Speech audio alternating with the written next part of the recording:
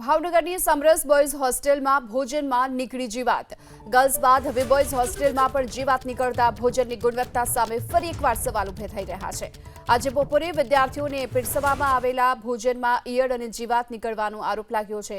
ભોજનમાં ઈયળ જીવાત નીકળતા વિદ્યાર્થીઓએ હંગામો મચાવ્યો। વિદ્યાર્થીઓના હંગામાને જોતા એબીવીપીના આગેવાનો પણ દોડી આવ્યા। 2 દિવસમાં ગુણવત્તાયુક્ત ભોજન ન અપાય તો એબીવીપીએ આંદોલનની ચીમકી પણ આપી। હોસ્ટેલમાં 2 દિવસમાં જ પ્રાથમિક સુવિધા આપવા માટે એબીવીપીએ પ્રશાસનને ચીમકી આપી છે। જો સુવિધા નહીં મળે કે પછી ગુણવત્તાયુક્ત ભોજન નહીં મળે તો આંદોલન કરાશે।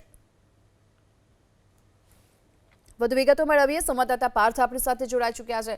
પાર્થ, હવે બોયઝ હોસ્ટેલમાં ગુણવત્તાયુક્ત ભોજન પર સવાલ ઉઠી રહ્યા છે। જીવાત નીકળ્યાનો આરોપ લાગ્યો છે। શું ઘટના બની છે તેને લઈને હવે આગળ શું કાર્યવાહી? જો ભાવનગરની સમરસ હોસ્ટેલમાં વિદ્યાર્થીઓને મળતા ભોજનની ગુણવત્તા સામે ફરી એક વખત ગંભીર સવાલો ઉભા થયા છે। ગર્લ્સ હોસ્ટેલમાં ભોજનમાંથી જીવાતો નીકળ્યા બાદ હવે 2 દિવસની અંદર બોયઝ હોસ્ટેલ આવેલી છે કે જ્યાં આજે બપોરના સમયે જે જમવામાં ઈયળ અને જીવાતો મળી આવતા વિદ્યાર્થીઓએ ભારે હોબાળો મચાવ્યો હતો।